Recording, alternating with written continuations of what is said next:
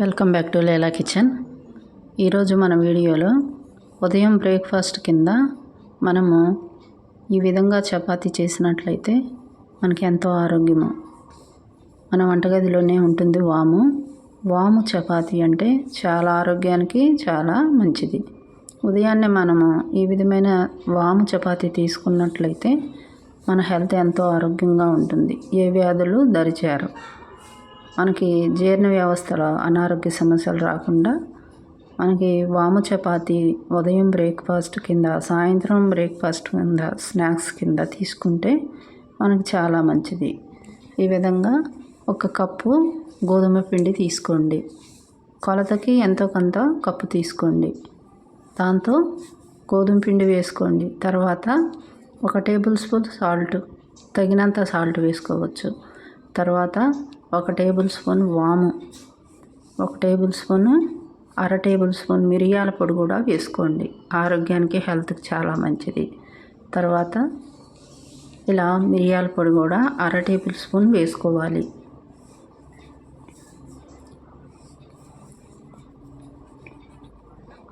తర్వాత వాము 1 table spoon వేసుకున్న తర్వాత ఇలా అర టేబుల్ స్పూన్ మిరియాల పొడి వేసుకుని తర్వాత అర టేబుల్ స్పూను నెయ్యి వేసుకోవాలి.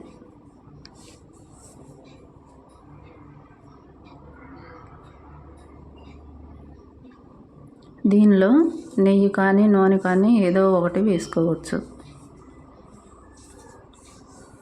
ఇది అందరికీ చాలా ఆరోగ్యము కాబట్టి ప్రతి ఒక్కరూ ఈ విధమైన చపాతీలు చేసుకోండి. రుచికి రుచిను, ఆరోగ్యానికి ఆరోగ్యం బాగుంటుంది. తర్వాత ఈ మిశ్రమాన్ని మొత్తంగా చేత్తో బాగా కలుపుకోవాలి. ఇలా కలుపుకున్న తర్వాత కొద్ది కొద్దిగా వాటర్ వేసి చపాతీ ముద్దలా కలుపుకోవాలి.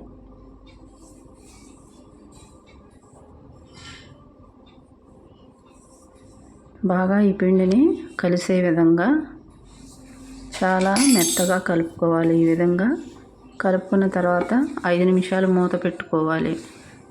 తర్వాత 5 నిమిషాల తర్వాత చూస్తే ఇలా చాలా మెత్తగా పిండి ముద్ద చాలా బాగుంటుంది. తర్వాత పీట తీసుకొని కొద్దిగా పొడి పిండి చల్లి ఈ విధంగా రౌండ్గా చేసుకొని దాన్ని 2 భాగాలుగా చేసుకోవాలి. తర్వాత ఈ 2 భాగాల్ని బాగా రౌండ్గా చేసి పొడిపిండి చల్లుకొని ఇలా చపాతీ చేసుకోవాలి. రౌండ్గా చపాతీ వచ్చేలాగా చేసుకోవాలి. పలుచగా చేసుకోవాలి. ఎంత పలుచగా చేస్తే అంత బాగా ఉంటుంది చపాతీ.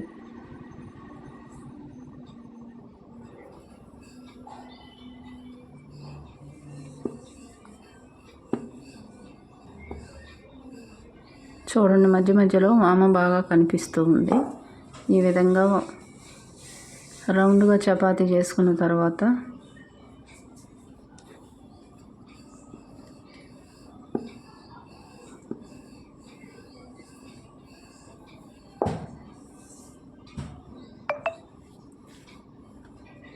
ఇలా చపాతీ చేసుకున్న తర్వాత ప్లేట్లోకి తీసుకోవాలి.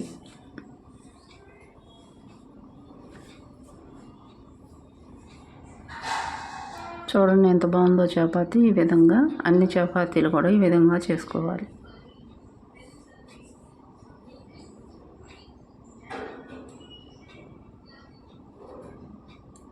ఈ చపాతీ చాలా ఆరోగ్యానికి చాలా మంచిదండి. తప్పకుండా మీరు ఈ విధంగా చేసుకోండి. తర్వాత ఒక గిన్నెలో తీసుకున్న తర్వాత స్టవ్ వెలిగించి ప్యాన్ పెట్టుకొని దానికి టిష్యూ పేపర్తో ఆయిల్ రాసి చపాతీని ఇలా వేసుకొని కొద్దిగా హై ఫ్లేమ్లో పెట్టుకొని కొంచెం కాలిన తర్వాత సిమ్లో పెట్టుకొని ఈ విధంగా చపాతీని 2 వైపులా దోరగా వేగే విధంగా కాల్చుకోవాలి.